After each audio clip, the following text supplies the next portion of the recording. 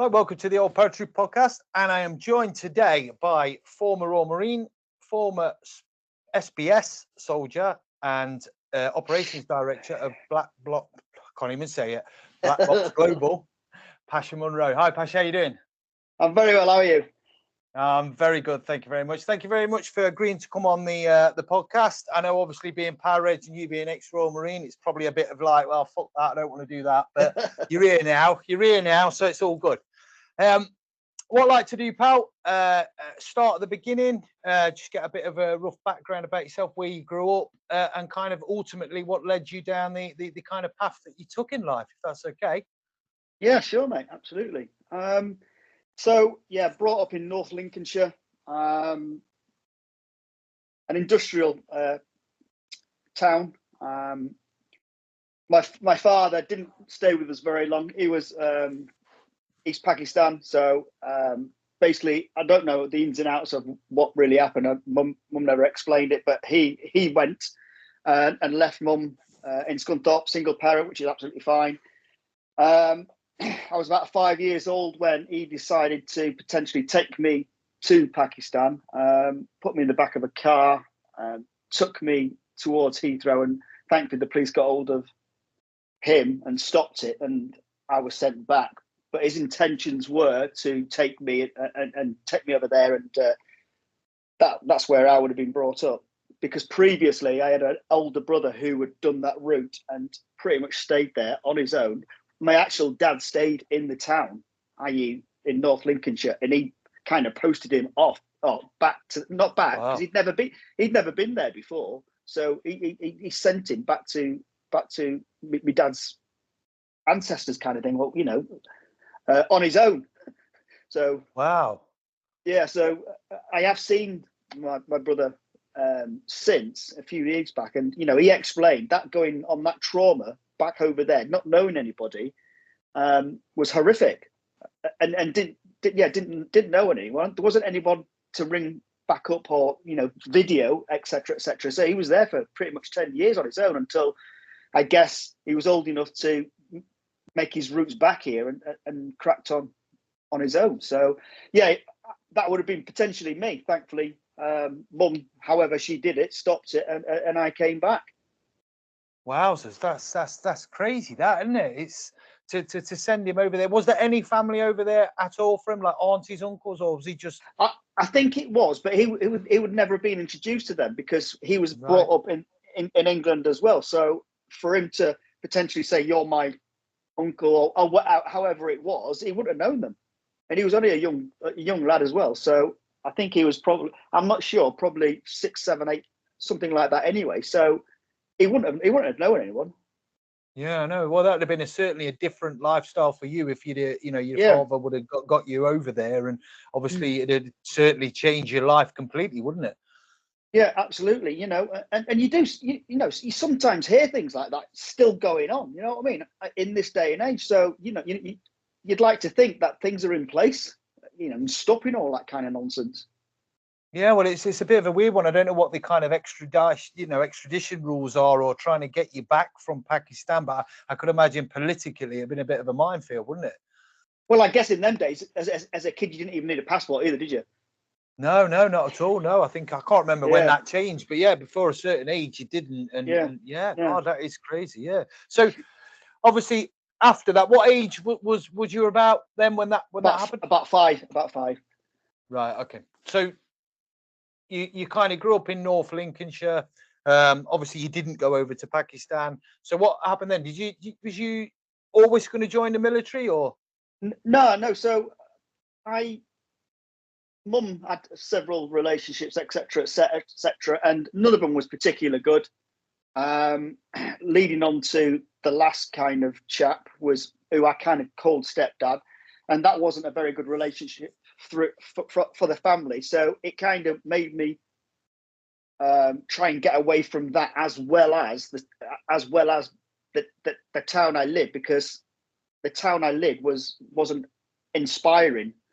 There wasn't much there. And then with that, though, I joined the cadets, which gave me a focus. Joined that, I think, 10, 11, 12, something. I'm not really sure. And that's where I kind of got my feet with being with the tribe, wanting to be with people who wanted to be together, because I think in them days, I don't know the difference nowadays, but in them days, your families weren't. You was out, weren't you? You wasn't at home on the Xbox. You wasn't. So your downtime or your time when your parents was kicking you out, basically, you was out on the streets, playing football, whatever he's doing, jumping along backs of people's houses, I can't remember what call it now. Head jumping. That was amazing, wasn't it? But that's what we used to do. Yeah, definitely. And then you'd be back in. No one would be telling you to come in. You'd just get in and go to bed, and you'd be stinking. Do you know what I mean? Yeah. I've had this conversation with many people about it. It's like, God, coming back like stupid o'clock in the morning and nicking milk from outside people's house and orange juice and knock a door run and all that kind of stuff. And I tell it to my lad now, and he looks at me gone out. He's like, why would you do that? I just go and play on Fortnite. And I'm like, well, okay, whatever. Different times, different times. So it's yeah, like it's like mischievous night, isn't it? That was Pucker mischievous night. You'd be out and about flipping, doing all kinds of flipping horrendous things. You know what I mean? You probably get cautioned for the stuff you was doing if you were getting caught at it. Well, you wouldn't get away with any of that now, because again, they were probably growing up. I don't know, how old are you, Pasha? 51. Yeah, so I'm a bit younger than you. I'm 44 this year, and like I grew up, there wasn't CCTV around. I keep having a debate. I'm on the fence with it, and I play a little devil's advocate, because I think if there was CCTV around when I was growing up in my teens, I'd have been arrested a lot more than probably I was. And I don't know how you fit, but it's kind of it's a good and a bad thing. But like you say, it's just different times completely, isn't it? So yeah, and it's who knows if it's for the best, you know what I mean? So the jury's still out, isn't it? It's a difficult one. I suppose it's a bit of a weird kind of social experiment. You'll see it, not be now. You'll see the social differences in 10 years' time, but the youth that are growing up today, and whether it's kind of been for the worse or better. I don't know. I like to think I was probably one of the last generations that grew up with what you've just said. Shortly after that, you were born any later, sort of late 90s, 2000s, and things changed massively. But look, things change over different generations, don't they? They always do. So yeah, cadets. How long was you in the cadets for then? Well, I stayed there until pretty much 15, 16. So it was great for me, because I didn't want to be at home. Dad was an alcoholic, violent kind of man. I was in and out of foster homes, battered wife's refuges, children's homes, and even I've only really recently remembered this. A few Christmases, I'd get children in need presents. And I, looking back, like that, because it was great. I got a present, but you didn't really know where it was from or anything. But now looking, I was one of them people who was getting that from the charities. Yeah, that's tough, that, isn't it? And like you say, at the time you wouldn't know, but reflecting now and looking back, it's a difficult one. But obviously the kind of cadets were a bit of almost like a safe space, and like you say, they are a good thing. I know I never did it. I never did the cadets thing, but I kind of get the whole team thing and the kind of, it's almost like a bit of a family outside your own family, isn't it? So yeah, and it's like you say, you're safe with it, because at home wasn't safe. Yeah, no, absolutely. So you made the decision. Am I right in saying you didn't initially join the Royal Marine straight away? You went to the Navy, is that right? That was it, because I was Sea Cadets. And I thought I liked the water, so I'll have a go at the Royal Navy. And I applied pretty much when I was 15 and a half. Oh, sorry, just turned 16. So my birthday's in October, so I applied then for the vision of when I was 16 I would go in. But when I went to the careers centre, they told me to come back in 6 months' time, but never gave me a reason. So on the way out, I was like, fuck you then. I'm going to go for that, which was the Marine. And I didn't have a clue what it was, but I just thought, well, you've had your chance. And I knew it was kind of tougher, but I didn't really know what it was, and that was my reasoning. That's all it was. I was like, well, if you don't tell me, I don't understand why you're telling me to come back. I'm gonna have a go at that, and that's how it came. And from then, I went home and tried to understand what I'd just put the seed in there, and it was, in my mind, it was just fitness, and that's what I just worked on. And I was a hyperactive, and I still kind of am person anyway. So the fitness wasn't really much, but yeah, I had to push it more because I thought it'd be, well, it is tough, but I expected it to be tougher. Do you know what I mean? So I'd get up and do 5, 6, 7 mile runs every morning, and then do my press ups and sit ups on an evening, all the time. Yeah, it's not too dissimilar. I was going to join the Worcestershire Foresters because I did a week with them when I was about 15, and our mutual friend Gaz, who I've spoke about before, we joined up together, and on the pretty much the day or the day before we went to the careers office, he's like, oh, I think we should join this unit called the Parachute Regiment. And I was like, well, what do they do? And he was like, well, you do a bit more fitness, you jump out of planes. It's not too dissimilar. So I was like, all right, I'll sign up for that. Little did I know, obviously the same, very similar to the Royal Marines. The training's a lot longer. It's a lot harder. I had no idea what I let myself in for. So yeah, you turn up and it's a bit of a shock to the system, isn't it? Yeah, but it's kind of exciting because I was pulling away from my home, which that was my intention as well, because I was probably looking at getting into trouble at some point, and hanging around with the wrong people. I was hyper. I wanted to be out and about, and I could see. I knew people were doing bad stuff, and I was kind of trying to nudge on that, but staying away enough not to do it while I was going on that route. But if I wasn't on that route, I would have gone for it. Yeah, I think you know what, there's a common denominator with a lot of people. I've obviously spoke to Billy Billingham recently. I spoke to a few other Power Reg, and I've got a few people lined up. And from what I know about them, the narrative's very much similar.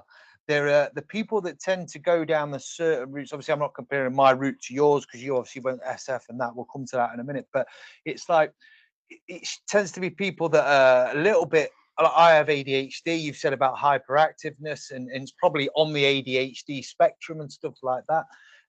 And you seek the adrenaline and the buzz of something a little bit out the norm, don't you? Absolutely. And the ADHD, that kind of label as it is. I think I definitely think I've got something. I don't know, but I don't want to know. I'm not. I'm happy and I'm comfortable. Because my son's got quite a lot of stuff, so I don't know if it's hereditary or anything like that. I ain't got a clue. But what he kind of does, I do. So there is something there. But yeah, I'm comfortable, and I don't need to know. Do you know what I mean? Yeah, that's fair enough. I found the opposite. I didn't necessarily need to know, but I didn't understand. This only come about a few years ago when my current partner was like, "Listen, why don't you have a look at maybe going down this route?" And it did, and it's helped me really understand my brain. Oh wow! And now how I think. So now I know when I'm doing something, I'll go, that's why I'm doing it. Whereas before, right, I had no idea, and I get frustrated with stuff and how I learn and everything else. So I'm not a big fan of the whole label thing, but if it can help you and it helps certain people, then I'm all for it. You know what I mean? Yeah. So yeah, you joined the Royal Marines. How did you find that? Well, when I went down, I bought a Bergen, a Cyclops Crusader, I think it was, something like that. So I thought I was in already, and I put my life in there because I never wanted to go back. So I turned up on that train station with the biggest Bergen with everything in, because I didn't want to go back. And then I like, what the hell? Why have you got so much? I'm like, well, I'm not going back, Sergeant. You know what I mean? And it was a shock. It absolutely was, but it wasn't a shock enough to make me think I didn't want to be there. I knew it'd be horrible, but it never came in to think that I want to put my hand up and say I want to go home, kind of thing. Yeah, it's a difficult, like anyone that tells you that they don't get homesick, or not necessarily homesick, but they find the first few weeks difficult, the adjustment period.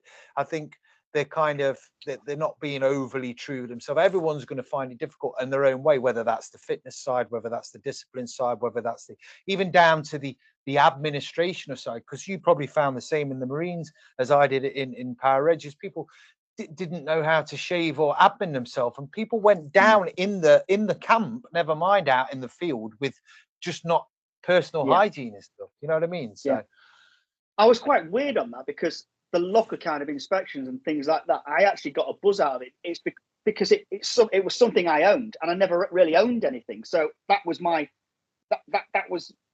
that was me in that locker, and that's how I want people to look. And I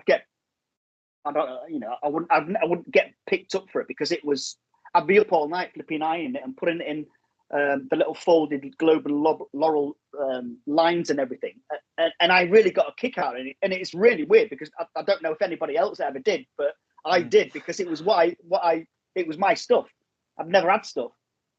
Yeah, it was your space, and you was proud of that. I can understand that. Again, there's an element of, like, I always joke about, because my parents, like my dad ruled the house with a rod of iron, that basic training was a bit of a doddle when it came to the discipline, because it was like easier than being at home, you know what I mean? But no, there is that element, like if you take pride in stuff, and obviously, like you said, from your background, if you didn't have that solid family foundation, that that sort of thing would be important to you. So no, I can fully understand that.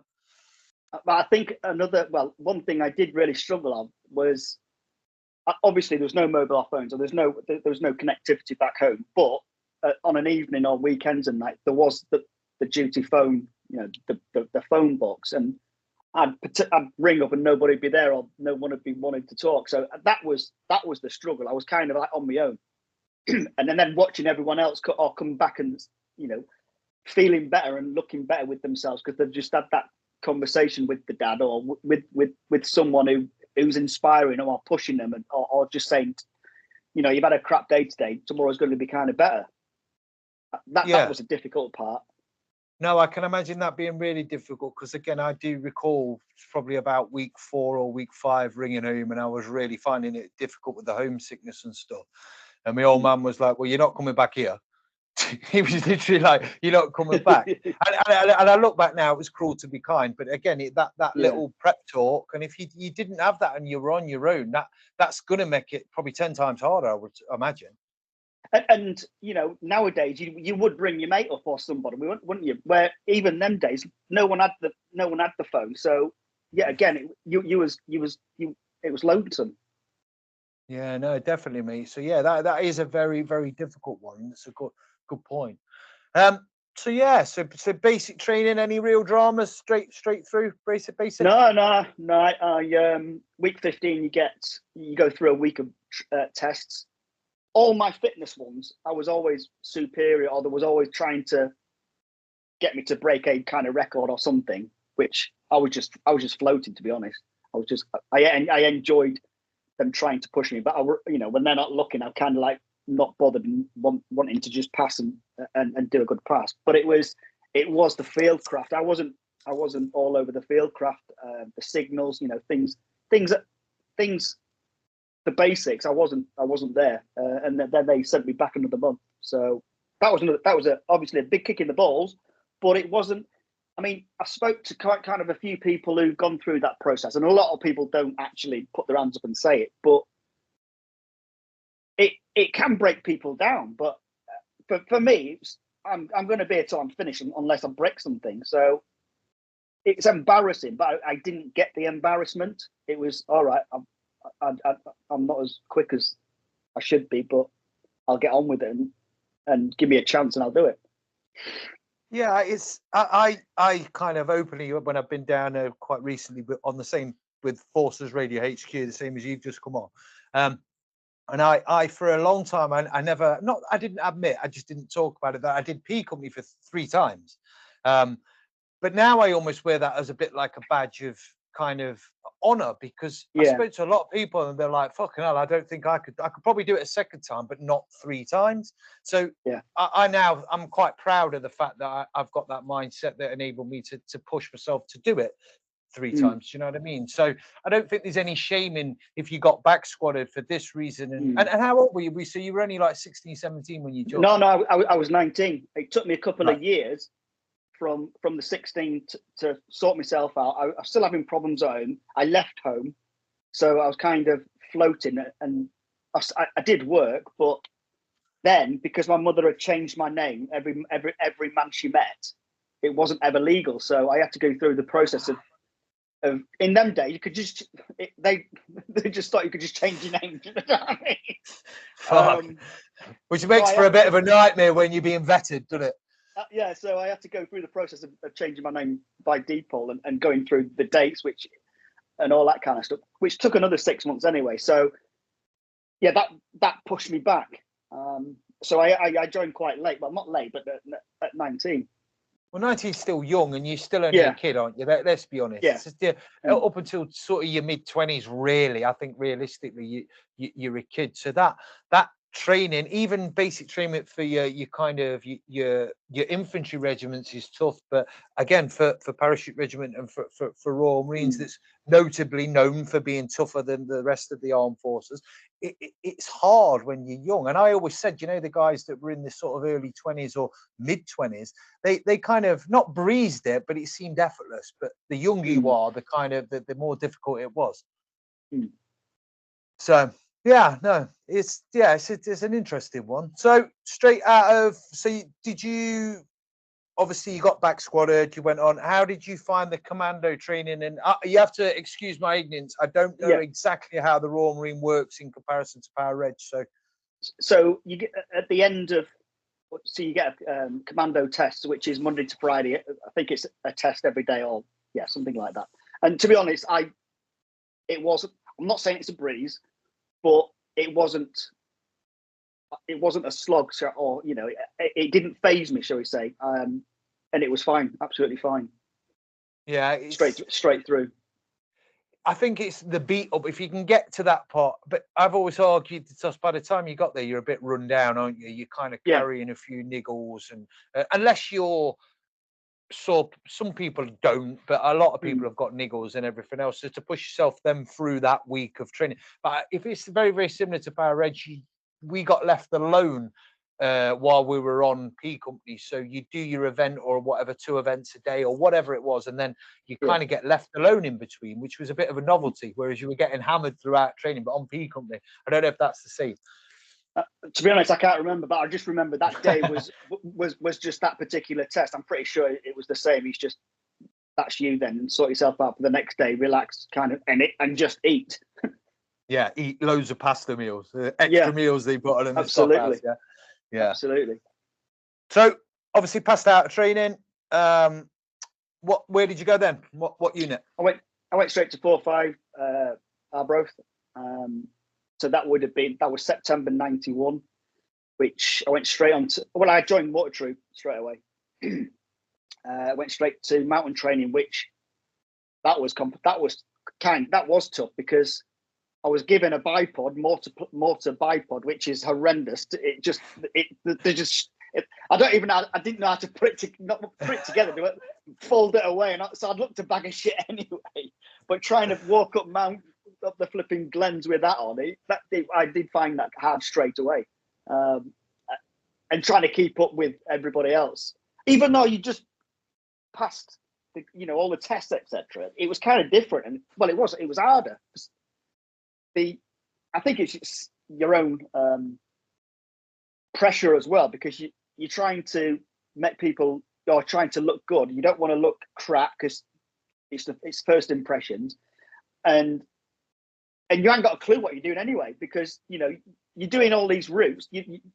Thankfully, you're not given the map and compass to get up from it straight away anyway. But you don't know how long you're going to be. You don't, and at the other end where you're putting up a flipping tent or whatever, it was quite tough, really. And the weather, Scotland, is just flipping honking.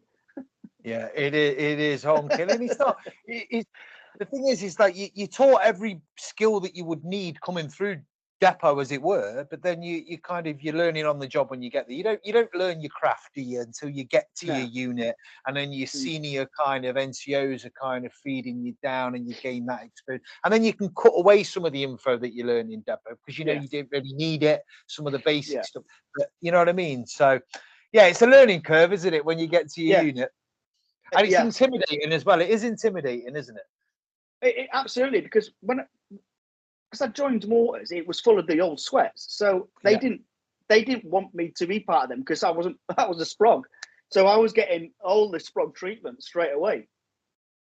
Yeah, so I was just difficult. Yeah, the duty sprog, which you'd accept. That's what you're going to accept when you go to the unit straight away, but not straight into the older boys. Do you know what I mean? The troop is the old guys of the units. Do you know what I mean? They've been there forever.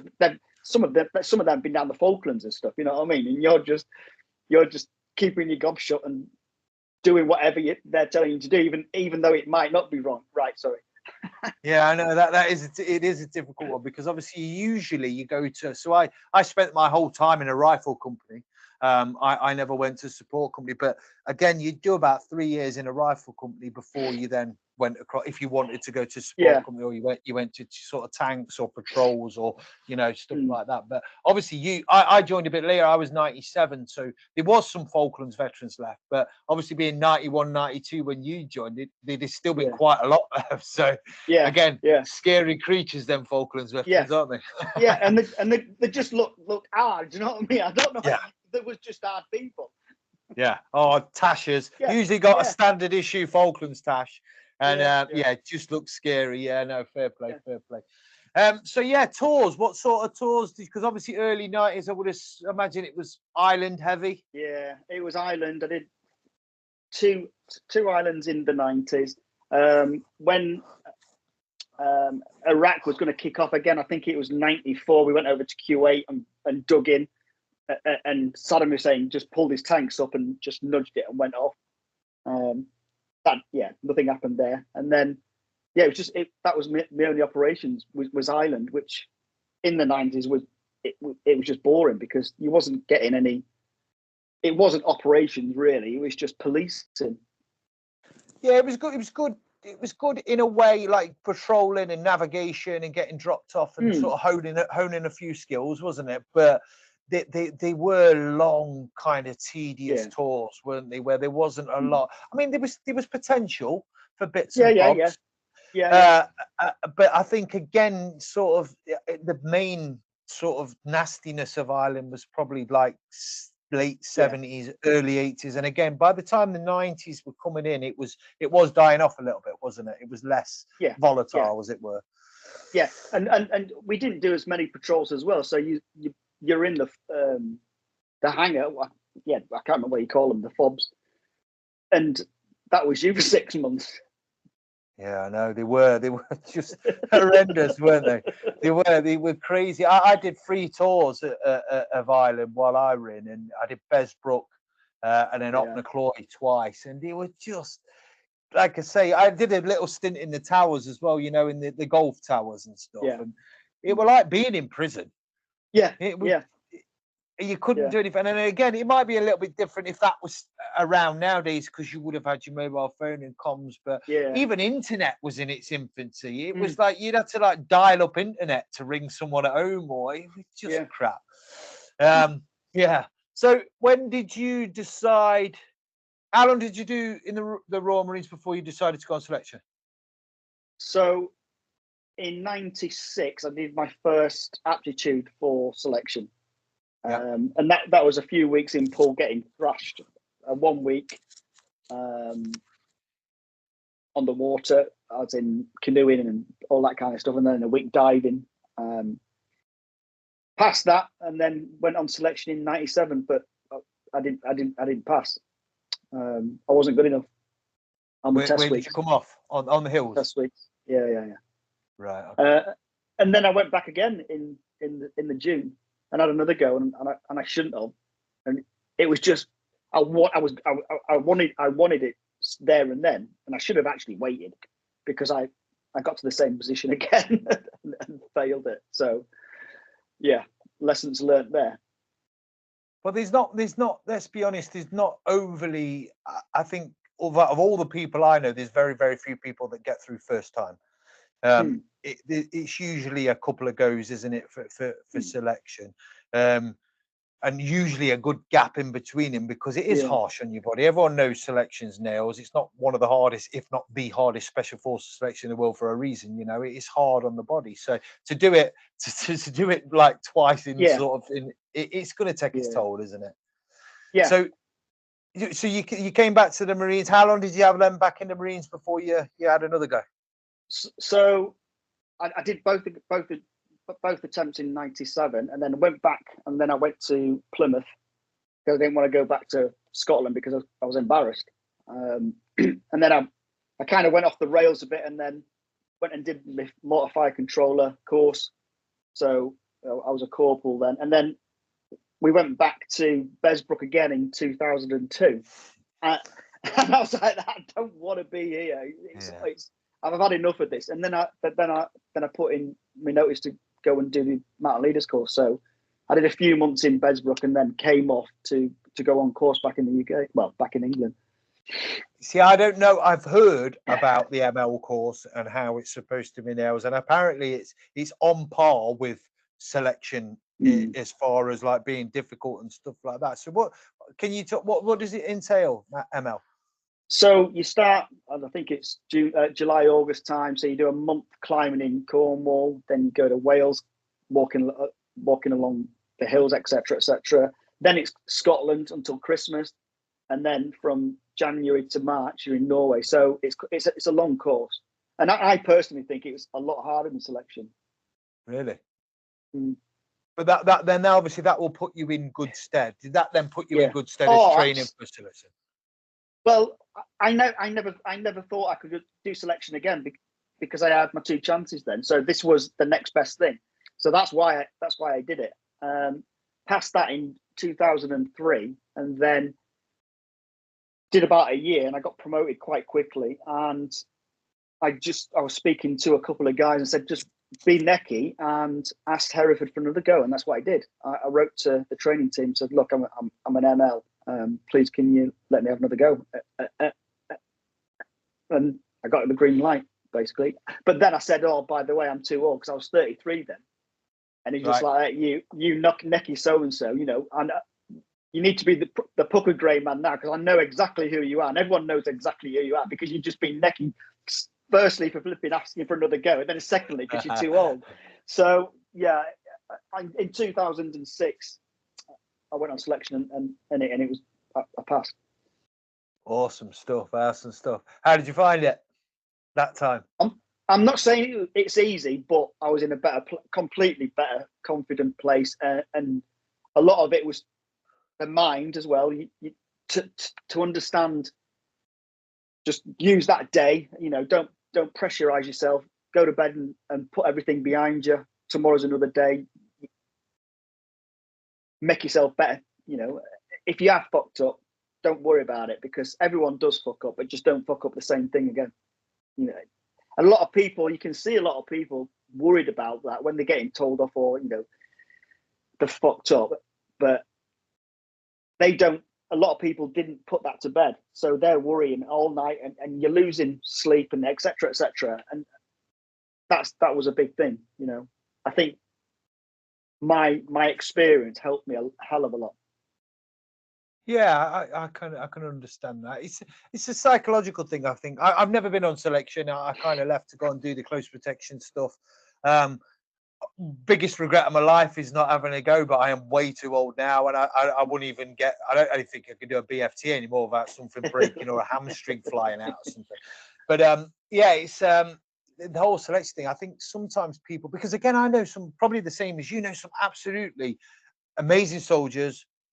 Like athletes, soldiering skills second to none, and then the psychological part of going on selection, and they come undone on selection, and they're more than capable of passing it. It's like the moment's too big for them. You know what I mean? Yeah, absolutely. And it's a shame. It's an absolute shame, because, you know, people say you're an ideal candidate to be in there. You know, and the reasons are just they didn't prepare themselves mentally, or they just couldn't get over that little bollock. They couldn't get over a bollocking potentially. Yeah, I suppose there is that aspect, isn't there? So which bit of you did you find out of all of it selection the most challenging, would you say? For me, it was on the run, being on the run. That was my toughest, because I can't hold weight, as in I can't get fat. Well, I can't. Do you know what I mean? Look at you! Fucking hell! All right, rub it in. Just because I'm carrying a bit here. You know what I mean? But you know what I mean.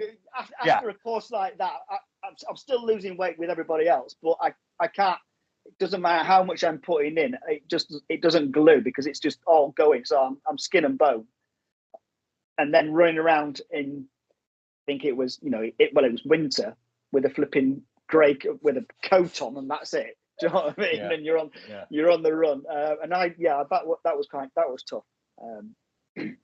Yeah, that's a little bit as like, again, because that part of selection always seems to get overlooked. And again, I've got loads of mates that have done that are SF and have been on selection, and that's the bit that seems to get overlooked a little bit. Everyone talks about the hills, talks about the jungle in particular, but then like the E&E phase and being on the run and stuff, people, and people are like, it is, because I think certain people, like, if in them circles, kind of think it's almost a bit of a given that if you get to that stage, you pass. Yeah, absolutely. You hear all these stories of, people going offline and getting food here and there and all that kind of stuff. But if you've got that far, do you know what I mean? Why would you put yourself in that position to potentially get kicked off, and that's it? You've got to have that in the back of your mind for the rest of your life, that you just took that decision to potentially cheat.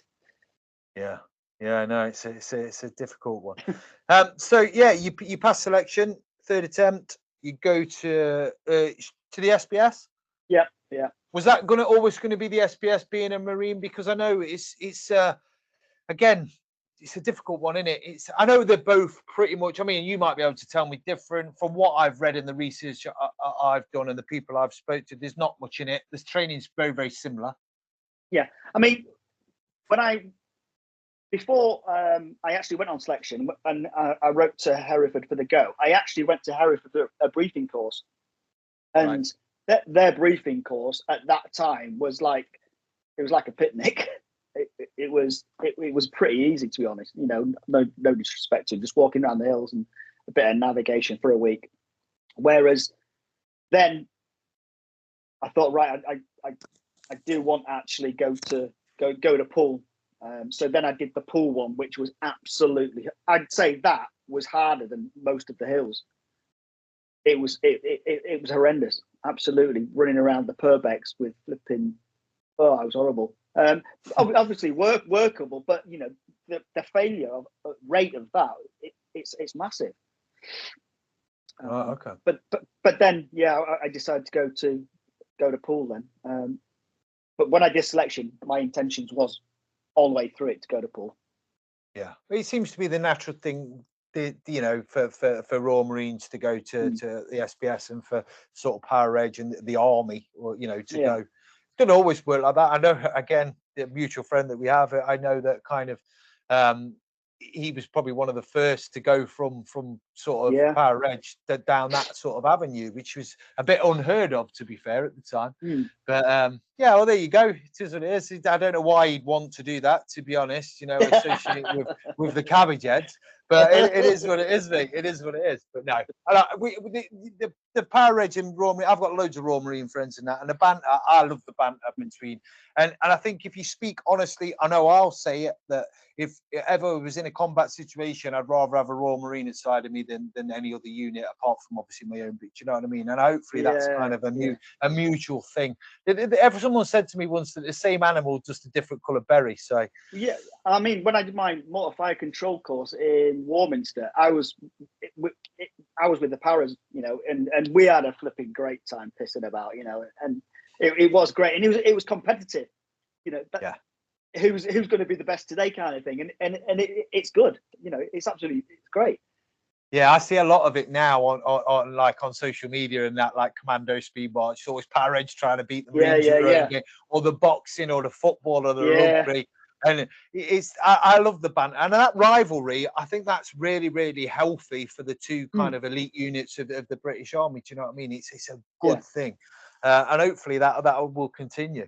Yeah. So how long did you? So you got to Poole. How long did you do in the SBS then before you decided to? So I did 14 years in the Royal Marines, and then I did 13 in the SBS. Oh, wowzers! So busy time in the SBS. Obviously, I know you can't talk about certain bits and bobs. The treadmill there is just you're just constantly. It's fast and it's hard work, and it's flipping exhausting. Yeah, because I think you come straight off selection, don't you? And then you're literally, is it not 2 years of courses after course after course? Yeah, you're on you're away on courses or you're away on operations. So the challenging part of that as well is your family life, because you've got to kind of get on with work. You know, it has to come first, and you have to get your issues, your problems, etc. put away, because you can't go away on tour worried or things aren't right. Do you know what I mean? Because it plays on your mind, so you have to get it all sorted. And you have to have a good partner to understand that as well. I mean, if your partner's not on side, or you are, it's not gonna. Well, it's going to be very difficult. Yeah, no, absolutely. I think the amount of time like you guys kind of are away, sort of like you say, on ops or courses, again, if you don't have that support network, and the last thing you want is dramas back home while you're trying to concentrate on, and obviously it's not like the Green Army, is it, where there is certain ops that you go on, not ops, but some of the island tours and stuff like you say, you could do them blindfolded, couldn't you? Because they were kind of routine. You still stayed switched on, but it's very different being in SF and going on an op and then having that some sort of family issues in the back of your mind. You're going to get yourself killed or other people killed. So it's quite you can be a liability. Yeah, no, absolutely. So yeah, obviously, sort of ops wise, did you progress up the ranks when you got into SF? And so I started again. So back to a Marine. What I think you're going as a corporal now, but so I lost. You lose your rank and then started again, really. So I mean, but I never wanted rank anyway. I just wanted to get in there, and throughout my time there, it wasn't necessarily going for the rank; it was doing the work rather than the rank. So potentially, the quicker you went up the rank, the less time you'd potentially be knocking that door down. So for me, I wanted to be knocking the door rather than sat back wherever, Yeah, I suppose obviously you kind of time flies by, doesn't it? And you can either spend your time being sort of at the sharp end, or you can spend your time going on career courses. And it's horses for courses, isn't it? I mean, I'm sure there's people that manage to kind of mix a bit of both. Yeah. But if you time, and let's be honest, the mental health aspect, you kind of want to limit you kind of you've only got a short amount of time that you can expose yourself to kind of the sharp end before you start to get a bit burnt out. I mean, you probably tell me how that kind of.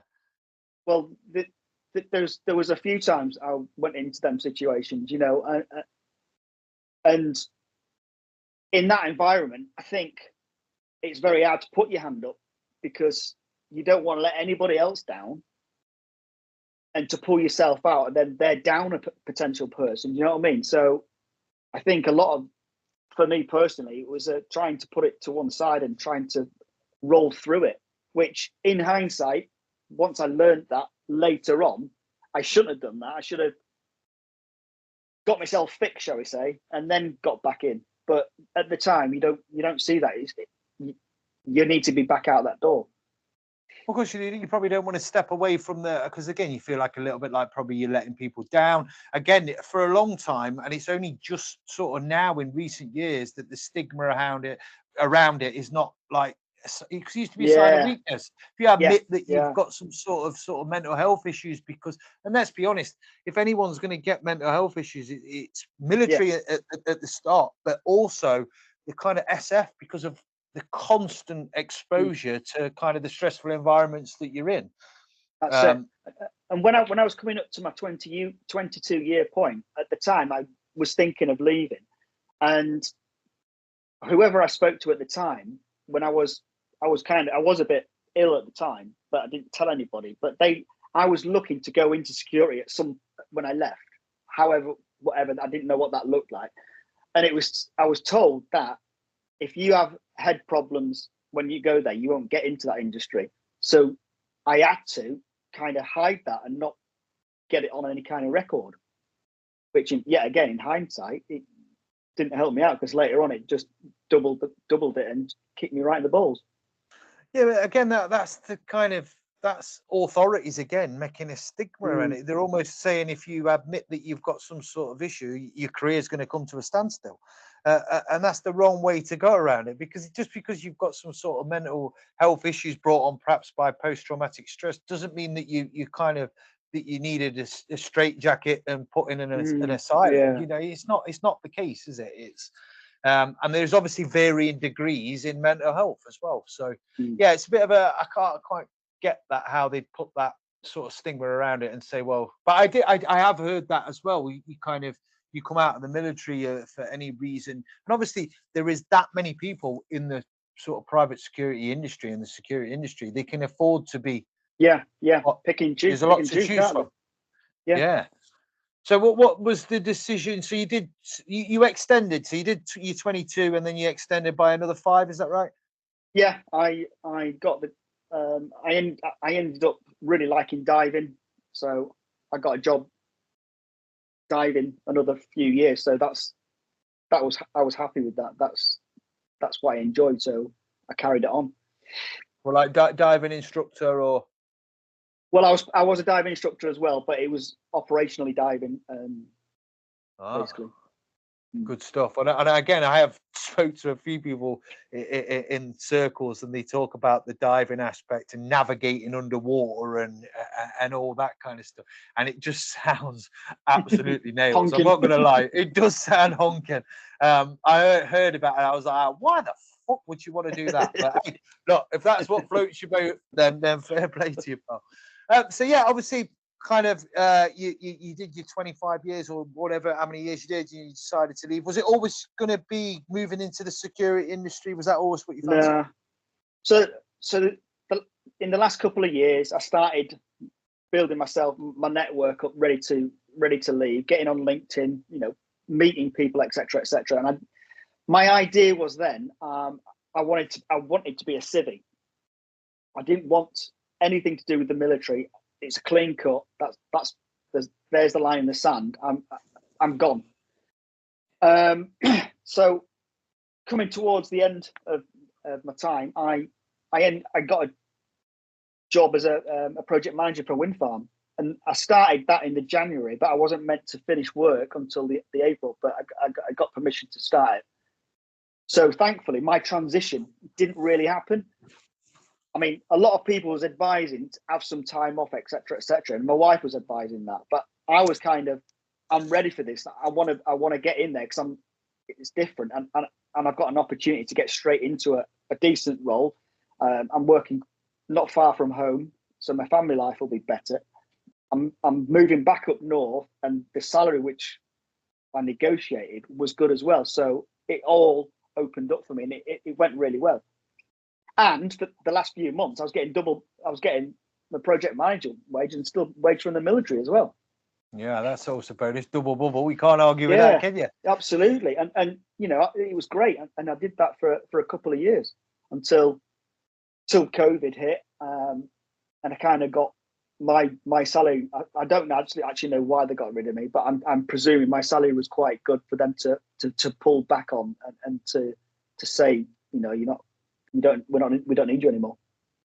Yeah, it's a weird one again with that, because again, the guys I've spoke to, and when they leave the kind of military, and again, can't compare my military service to yours with SF, but you kind of like when you've done what you would have done operationally and stuff, it then gets to a point where it's like, well, there's nothing else to kind of why would you want to carry on that? You probably want to walk away. And there is a lot of guys. Myself, I didn't feel like I'd done enough in the 7 years I were in. Hence why I went into the security industry and spent years doing that in Iraq and stuff, because I felt like I had more to give. I feel like I'd not achieved what I wanted to achieve in the military. But again, guys like yourself, they kind of walk away from it and they're happy to leave the military stuff way behind, aren't they? However, what I did do as a backup, I joined the reserves local to me. So I kept in the group. So if I needed to work, then I think however many days a year you could be working that, and I would have been on the same daily rate as well. So it was a great backup. Yeah, that's a good thing. I joined 4-Para for a bit after I left. And I also found that as handy as, like, again, because of the competitiveness of the CP market, if you're keeping if you had any break from the CP market, but if you're keeping your hand in with current military weapon handling and ops and stuff like that, it kind of helps, doesn't it? Yeah, absolutely. So you kind of when did you decide to set up sort of your security company then? So I got just before the 2-year point as the project manager. That's when they kind of said, just before the 2-year point, well, we're getting rid of you. So I had a bit of gardening leave, and then one of the guys just rang me up and said, look, there's a great job here in CP. Are you interested for a royal family? I was like, yeah, I'm in. So I didn't even finish my gardening leave. I went straight into the CP world, straight to the flipping, I won't say the top, but straight to Middle Eastern royalty. So it was great, and I did that for a couple of years. Brilliant.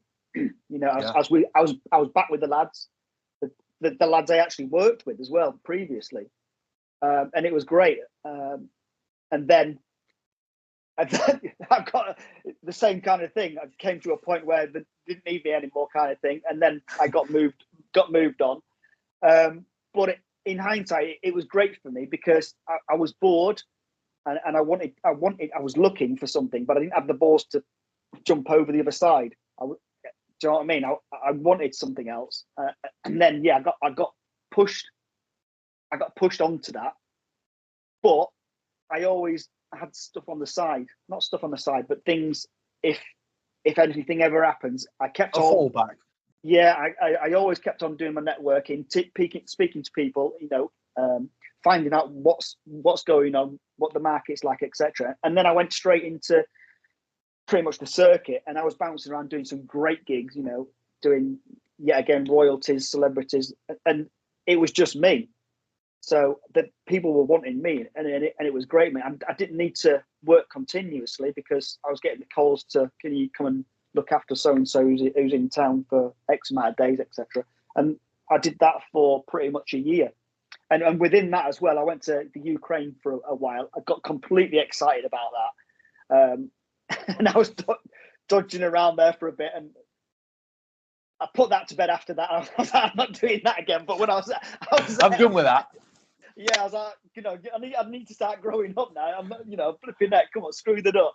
But I did get really excited. And thankfully, it was a good time. I came back pretty well. Came back with all your limbs and alive. So that's a good trip away if you come back alive. Yeah.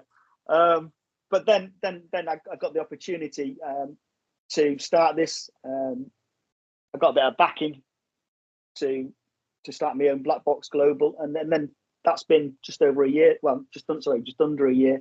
And yeah, that's going great. I'm not on the ground anymore. I'm just getting guys.